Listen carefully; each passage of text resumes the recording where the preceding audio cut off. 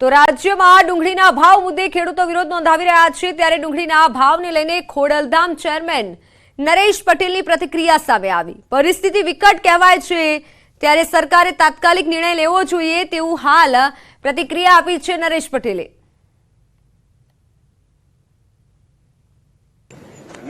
પરિસ્થિતિ વિકટ કહેવાય અને આમાં સરકારે જલ્દીમાં જલ્દી આનો નિવારો અને ફેસલો લેવો જોઈએ। અમદાવાદમાં ડુંગળીના ભાવ મુદ્દે અમિત ચાવડાનો સીએમને પત્ર। સરકાર ખેડૂતના હિતમાં ડુંગળી પરના નિકાસ પર પ્રતિબંધ લગાવે અને સાથે પુનઃ ચાલુ કરે તેવો હાલ પત્ર લખવામાં આવ્યો છે। ખેડૂત હાલ પૂરતો ભાવ મળી રહ્યો નથી, ખેડૂતોને હાલ તો પૂરતો ભાવ નથી મળી રહ્યો તેવું ચાવડાએ કીધું છે। કેન્દ્ર સરકારે ડુંગળીના નિકાસ પર પ્રતિબંધ મૂકતા ખેડૂત હાલ કફોડી સ્થિતિમાં મુકાયો છે। મોંઘી ખાતર, બિયારણ અને દવાઓ પર ખર્ચ નથી નીકળતો।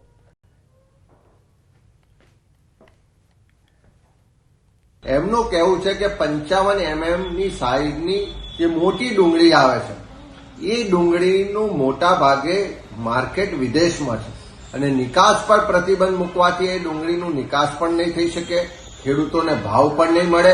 એનાથી સ્પષ્ટ મતલબ છે કે સરકાર ખાલી ખેડૂતના હિતોની વાતો કરે છે પણ સાચી હકીકત જાણીને એની સમસ્યાનું નિવારણ કરવા માટે કોઈ તૈયારી નથી।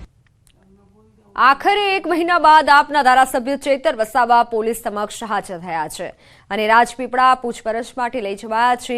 વનકર્મીને માર મારવાના ગુનામાં 1 મહિનાથી ડેડિયાપાડાના ધારાસભ્ય ચેતર વસાવા ફરાર હતા। વસાવા 1 મહિના અને 9 દિવસ પછી પોલીસ સામે હાજર થયા છે। વનકર્મીઓને ધમકાવવા અને ફાયરિંગ કરવાના કેસમાં લાંબા સમયથી ફરાર ડેડિયાપાડાના ધારાસભ્ય ચેતર વસાવા ડેડિયાપાડા પોલીસ સ્ટેશન ખાતે હાજર થયા છે। પોલીસ સમક્ષ હાજર થતા પોલીસ અને વસાવાના સમર્થકો વચ્ચે ઝપાઝપી થઈ। ચેતર વસાવાએ કહ્યું કે મારા પર ખોટા આરોપ લાગ્યા છે। તેમણે કહ્યું કે મારી સામે ષડયંત્ર રચવામાં આવ્યું છે અને ષડયંત્રના ભાગરૂપે મને ફસાવવામાં આવ્યું છે। હું અને મારો પરિવાર લડતા રહીશું। ઈસુદાન ગઢવી અને ગોપાલ ઇટાલિયાએ પણ આ મુદ્દે પ્રતિક્રિયા આપી ભાજપ પર પ્રહાર કર્યા છે।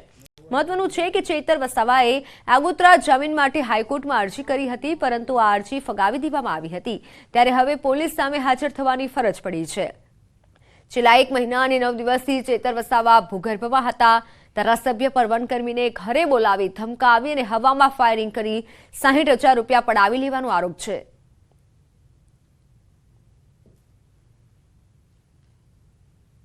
फॉरेस्ट के अधिकारियों के पास से बलजबरी से पैसा निकलवाना, फायरिंग करके गैरकायदेसर मंडली की रचना करके उन्होंने जो गुनाह किया था उस हिसाब से एफआईआर दर्ज की गई थी और वो एफआईआर के तहत, वो गुनाह के तहत आज दिन तक वो फरार थे। आज उनकी धरपकड़ की गई है। तो वातावरण अंगे हवामान विभागनी आगाही। राज्यમાં 5 દિવસ વાતાવરણ સૂકું રહેશે। 3 દિવસ સુધી તાપમાનમાં 2 થી 3 ડિગ્રી જેટલો વધારો થશે। તાપમાનમાં વાતાવરણમાં ભેજ અને વાદળો છવાયા હોવાથી તાપમાન ઉચકાશે। જ્યારે નલિયામાં 10.5 ડિગ્રી જેટલું તાપમાન નોંધાયું છે। સૌથી ઠંડુ શહેર બન્યું છે નલિયા। અમદાવાદમાં તાપમાન 16.5 ડિગ્રી જેટલું નોંધાયું છે।